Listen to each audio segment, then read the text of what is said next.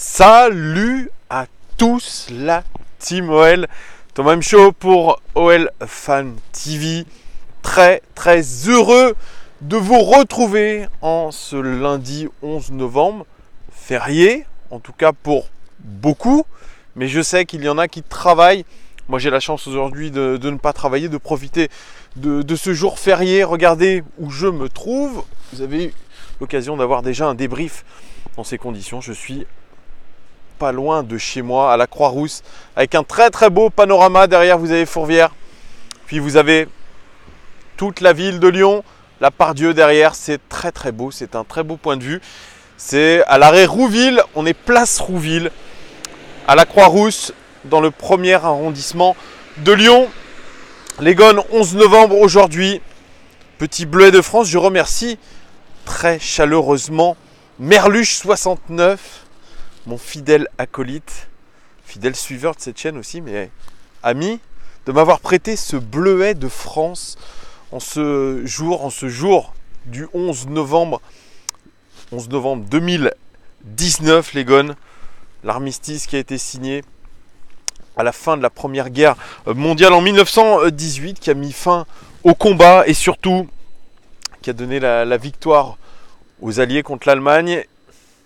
Conflit qui a donné 18 millions de morts quand même, 18 millions, plus 8 millions de civils tués, des femmes, des enfants, beaucoup de veuves, de mutilés.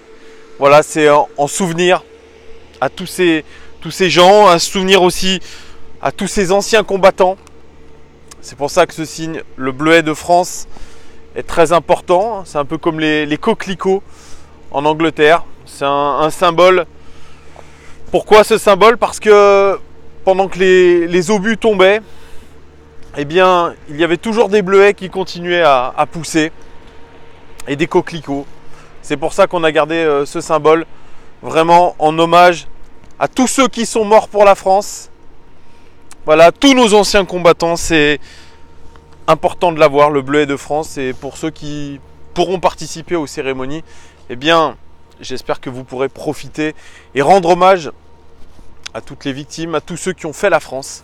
Voilà, c'était important de le dire avant de parler du terrain, avant de parler du match de l'Olympique lyonnais, qui s'est soldé, les Gones, par une défaite, une nouvelle défaite, j'ai envie de dire. On ne s'y attendait pas. On s'attendait plutôt à autre chose pour un match à haute tension. Vous le savez, j'en avais parlé, il y avait le retour de Rudy Garcia. J'ai pas pu vous en parler puisque j'avais fait mon avant-match avant la conférence de presse des deux équipes. Dimitri Payet qui a allumé la mèche en démontant littéralement Rudy Garcia, avec qui il s'est quitté en mauvais termes, avec qui beaucoup de joueurs de l'Olympique de Marseille se sont quittés en mauvais termes. C'est pour ça que ça avait une saveur toute particulière, ce Rudico, comme on l'a appelé, le retour de Rudy Garcia. C'était aussi les 120 ans de l'Olympique de Marseille, fêtés au Vélodrome avec un superbe tifo, il faut le dire, un très beau tifo qui a été financé en partie totalement même par l'Olympique de Marseille. Donc toutes ces conditions-là mettaient vraiment de l'huile sur le feu. Un Olympique lyonnais à 3 points de Marseille. Donc aussi en termes de points, en termes de classement, c'était très important. Comme je vous le disais, contexte sulfureux, le bus de l'Olympique lyonnais a été littéralement caillassé. Pendant le match, on a eu des joueurs qui ont été victimes de jets de papier, de boulettes de papier. Ça reste que des boulettes de papier. Beaucoup de pression autour de ce match, mais ça on le savait, c'était un match à haute tension. Et finalement, moi, toute cette ambiance, je ne l'ai pas trouvée si mauvaise que ça. Après, j'étais pas au Vélodrome, j'étais pas là pour entendre les chants peut-être envers Rudy Garcia, mais il n'y a pas eu de violence sur le terrain, il n'y a pas eu de violence, il y a peut-être eu une ou deux erreurs d'arbitrage, mais c'était un match sulfureux, plutôt avant, mais pas pendant. C'est pour ça qu'on ne peut pas aujourd'hui dire qu'on a perdu le match sur des conditions extérieures. Je veux bien croire que le bus caillassé, eh bien c'est un petit peu choqué les joueurs, mais on le sait, ça fait partie du folklore du football, du folklore de ces matchs à haut risque. Je ne le cautionne pas, bien évidemment, ce caillassage de bus. C'est pas très cool déjà, c'est dangereux. c'est pas vraiment autorisé. Alors Jean-Michel Aulas parlait d'une zone de non-droit, un état de non-droit à Marseille, vers le Vélodrome, plus précisément. Oui, voilà, après moi ça fait partie, je pense, vraiment d'un folklore. Si on va en Italie, si on va à Naples, si on va dans les grosses affiches en Europe et dans le monde, ça fait partie des méthodes de déstabilisation de l'adversaire, des méthodes qui ne sont pas très correctes, mais ça fait partie de ça. Donc aujourd'hui, on ne peut pas dire on a perdu parce qu'il y avait un contexte. On était au courant du contexte, on était au courant que Rudy Garcia revenait sur ses terres, il s'était quitté en mauvais termes, Dimitri Payet allumait salement les mèches, hein. Il faut le dire. Et d'ailleurs, Dimitri Payet, il s'est mis dans la posture d'un joueur qui devait donner le maximum, qui se devait d'être bon, et il a été très bon d'ailleurs. Pour moi, c'est l'homme du match hier, Dimitri Payet. C'est l'homme de l'avant-match, c'est l'homme du match. Donc il a assumé ses propos.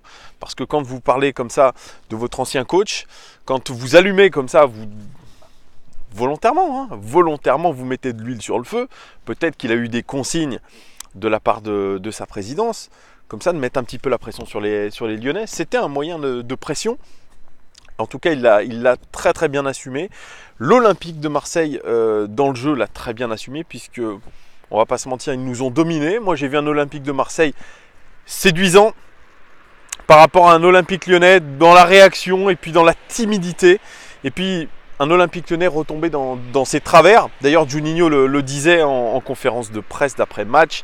Il a dit « J'ai vu des choses que je voyais par le passé ». Moi aussi, j'ai vu des choses que je voyais par le passé. J'ai vu un Olympique lyonnais incapable de créer du jeu. J'ai vu des fautes stupides qu'on voyait en début de saison. Je parle de la main de Thiago Mendes, volontaire dans la surface de réparation. Alors on me dit qu'il y avait main sur l'action avec Sanson. Il y avait main de Sanson auparavant, mais moi je ne vais pas rentrer dans ce débat-là. Je vais vous donner vraiment ce que moi j'ai vu de Thiago Mendes et ce que tout le monde a vu. C'est la main volontaire de Thiago Mendes dans sa surface de réparation, ce qui prouve un manque de concentration flagrant. Un Thiago Mendes qui est coutumier du fait. Donc oui, j'ai vu des choses qu'on avait vues avant. Un Olympique lyonnais incapable d'imprimer un rythme. Un Olympique lyonnais incapable surtout d'imprimer son jeu, d'avoir une identité de jeu, d'avoir un pressing fort, d'avoir un pressing haut. On a été dominé dans tous les compartiments du jeu quasiment, même dans les duels. Des choix tactiques incompréhensibles, ça j'en reparlerai après avec la sortie de Jeffrey Adelaide à la mi-temps, et surtout cette incapacité, encore une fois, à créer des occasions. Et ça c'est aujourd'hui ce qui est inquiétant dans un grand match. Alors je veux bien croire que la Ligue des Champions, on est laissé des plumes, mais comme je vous le disais, l'adversaire il n'était pas non plus extraordinaire. Je veux bien croire que Lucas Touzard, Touzarinho, n'était pas là, et que sans notre Éthiopien, nous ne pouvons pas faire grand chose. Sans Memphis Depay, notre leader d'attaque.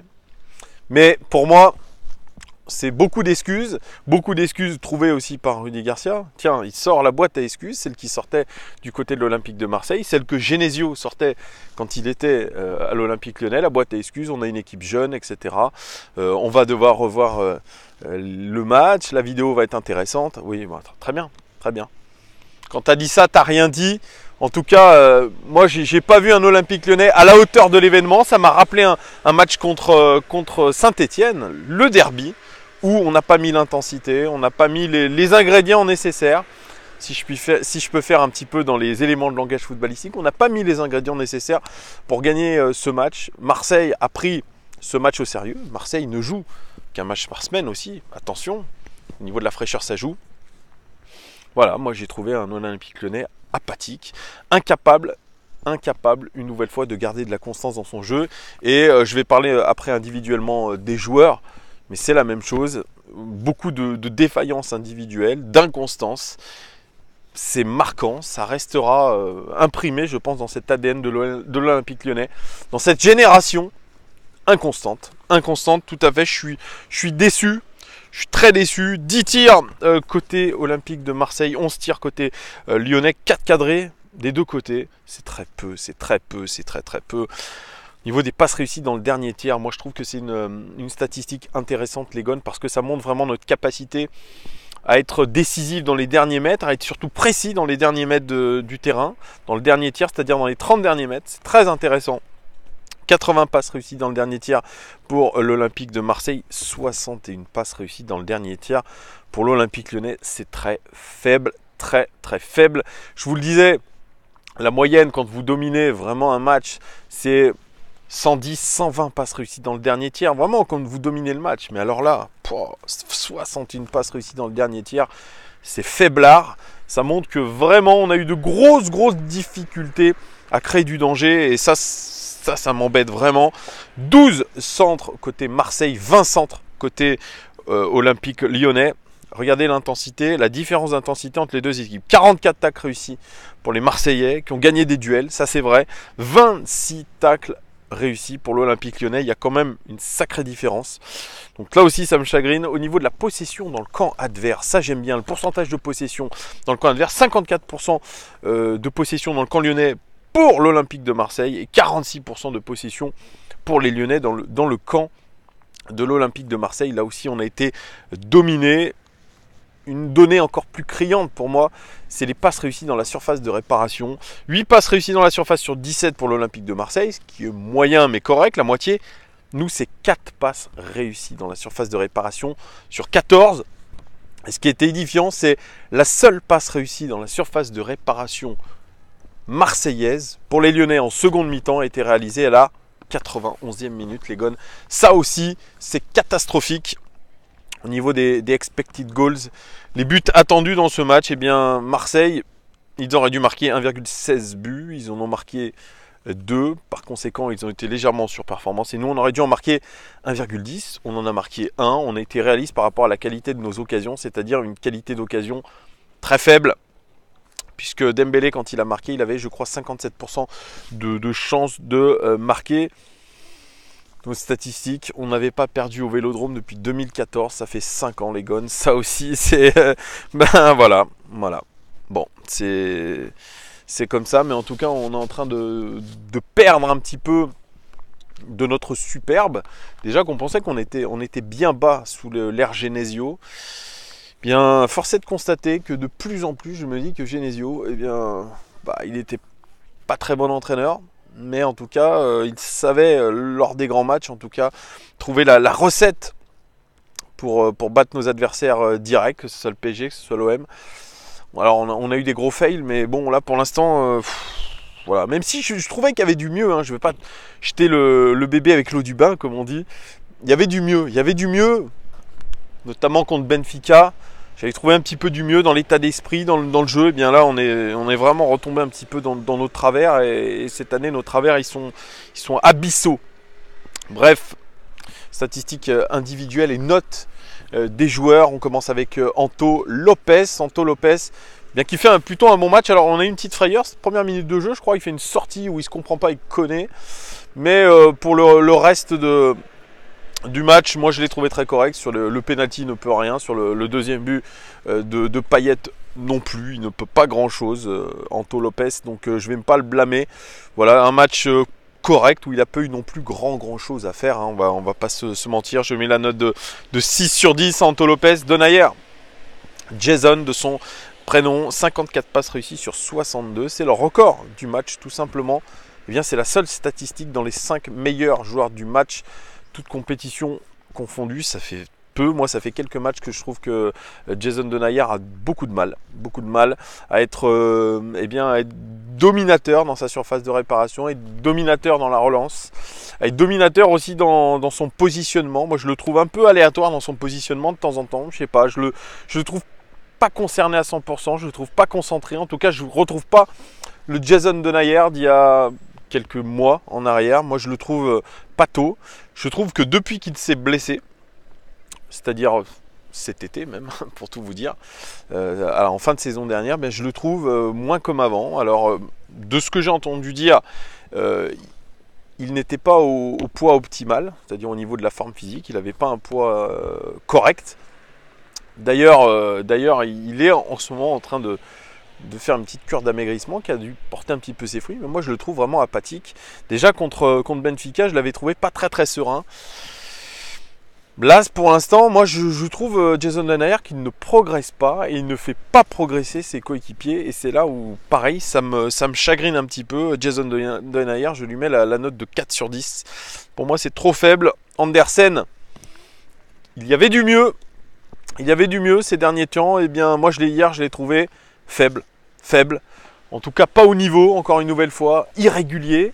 C'est un joueur, on se dit, il y a du potentiel, mais c'est encore une fois brouillon, c'est tendre. Voilà, le mot est donné, c'est tendre.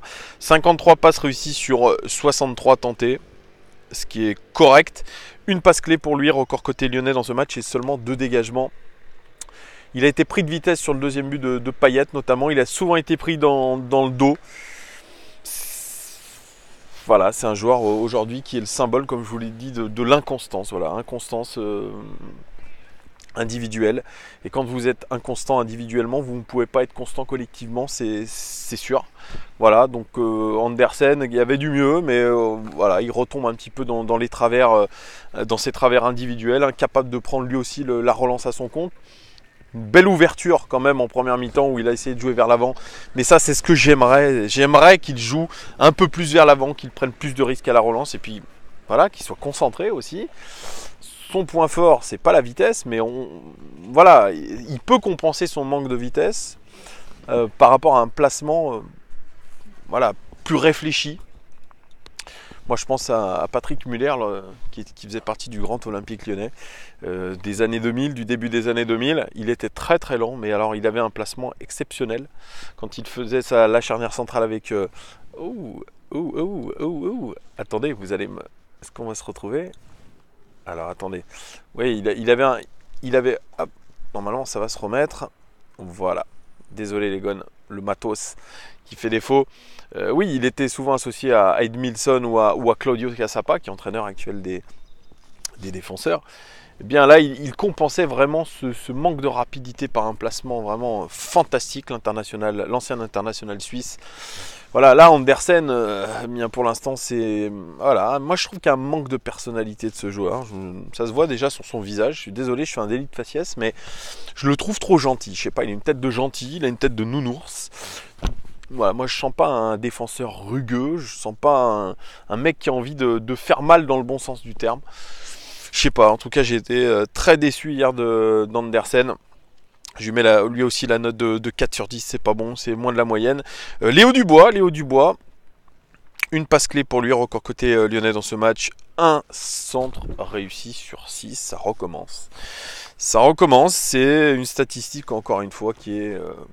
mauvaise, voilà, c'est son point fort. Et aujourd'hui, pour 2-3 galettes qu'il donne, 2 galettes notamment en Ligue des Champions contre Benfica au match aller-retour, le reste, moi son dernier très beau centre en championnat, c'est celui dans le derby l'année dernière quand Dembélé met sa tête à la dernière minute de jeu. Sinon,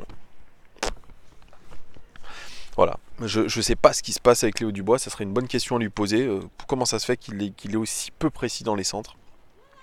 7 ballons récupérés quand même et 5 tacles réussis, record côté lyonnais dans ce match, mais j'ai trouvé un Léo Dubois encore une fois poussif, offensivement timide, défensivement galère aussi, un match pour moi qui est quand même plutôt faible aussi, plutôt faible. C'est là où je suis très déçu.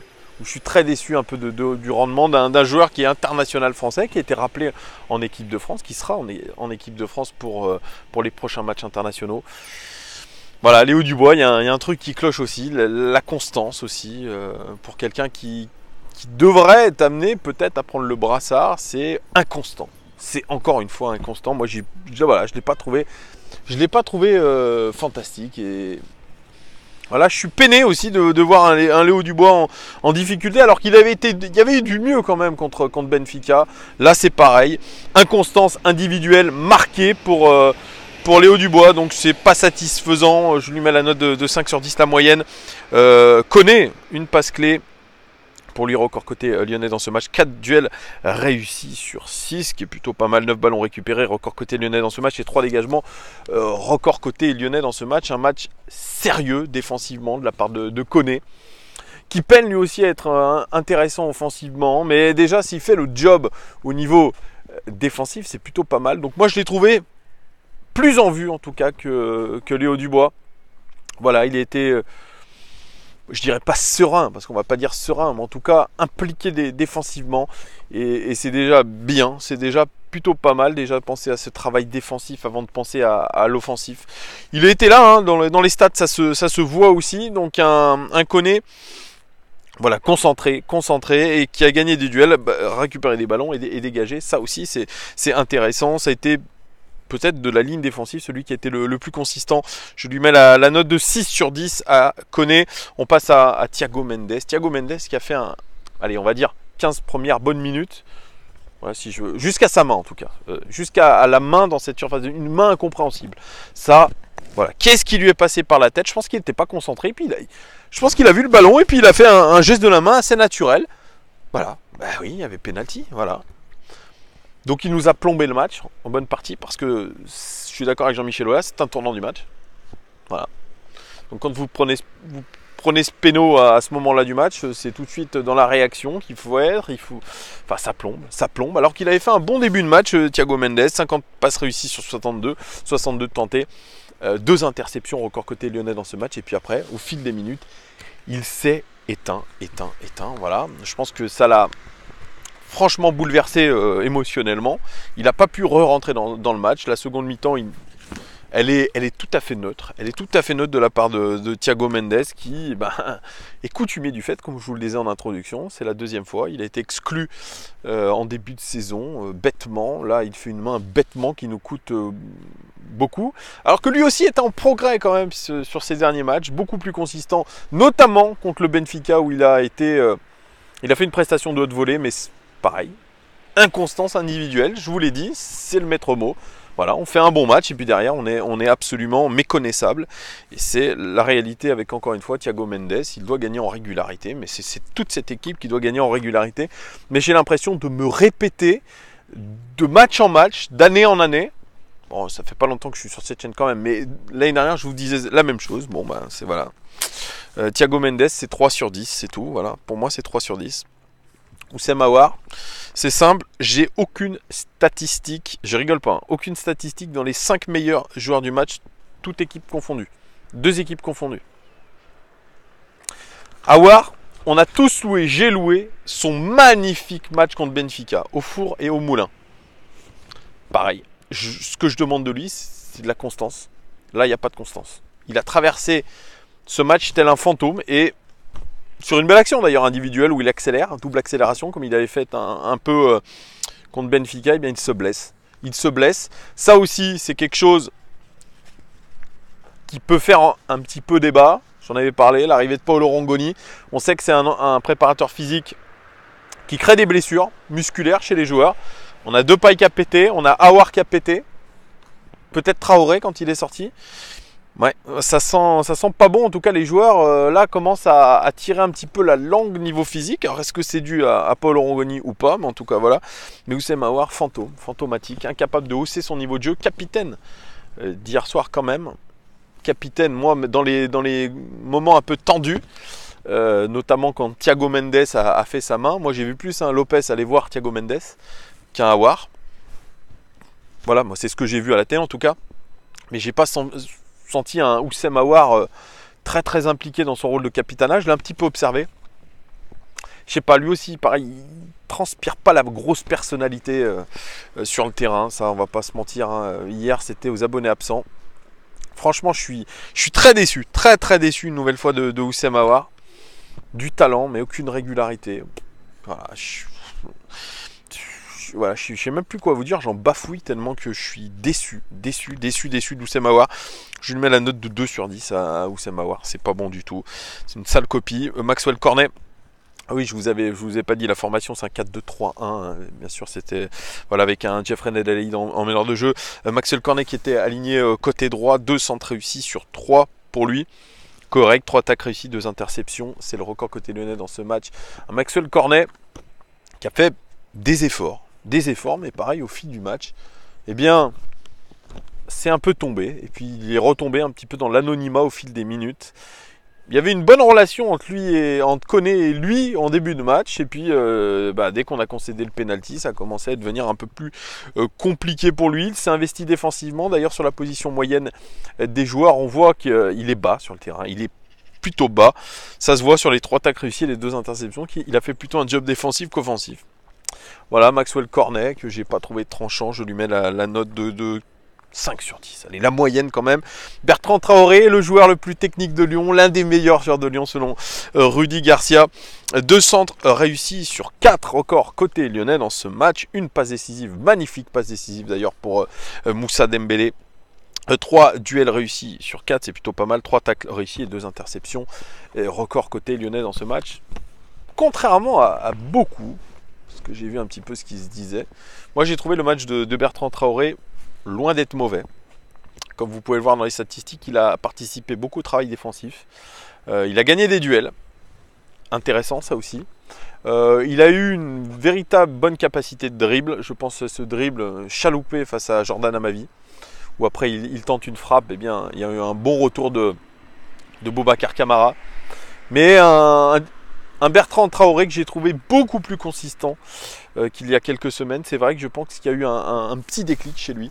Je crois que le coach lui fait confiance, lui a redonné en fait cette confiance. Et puis ce centre, peu importe ce qu'on pense de Bertrand Traoré, ce centre pour Dembélé entre les 2 défenseurs marseillais, tout simplement sublime.